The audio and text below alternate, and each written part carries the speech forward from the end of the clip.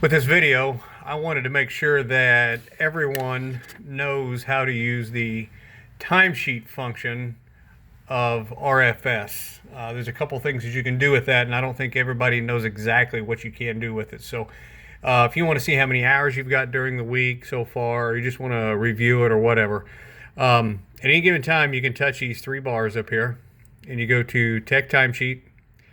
Right now it's empty, but what you have to do is you have to put the date ranges that you want to see. So like say you've been keeping a paper timesheet and you want to make sure that it does match up with what we have in the system. This is the way you do it. So let's just say it was last Friday toward the end of the day and you wanted to make sure that all your hours were right. What you can do is you select Monday through Friday. You hit search. That brings up the days and how many hours you had. So this person worked 8 hours every day. Now, if you want to see what was in each day to make sure that you got it right, you can tap and say, okay, what did I do Wednesday? If you tap that, he was on the same job all day.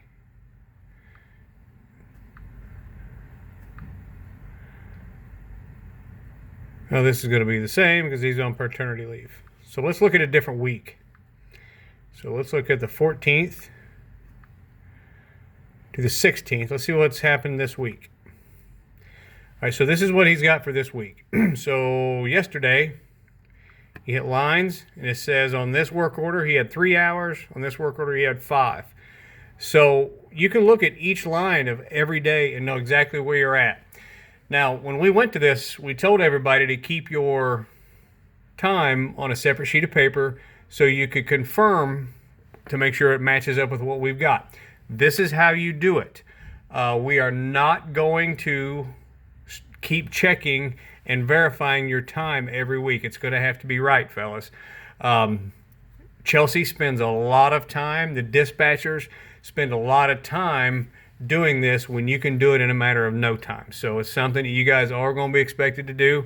Other companies force you to do it too, so it's not something that we're just trying to be mean about. It's a fact of life, and it's something we're going to have to do. One other thing I wanted to show you guys what you can do is if you go to your timesheet, if you're out on say a survey or something like that, we just put a new line in, and the only thing you really have to do is put in what you're doing. So let's say we're on a survey. I'm going to select survey labor, work type, regular or overtime. We don't worry about the start and stop. And basically all we're going to do is put in how many hours we have. So we had 3.5 hours on this survey. All right, so we just added 3.5 hours to his day. Now relax, Dwayne, because I'm not going to put that on there. Go to timelines, find this survey, and I can delete that. So it goes back to your correct hours. So if you do make a mistake, you can go back and delete a line that's manually entered. So that's how you would put your survey labor and think shop time.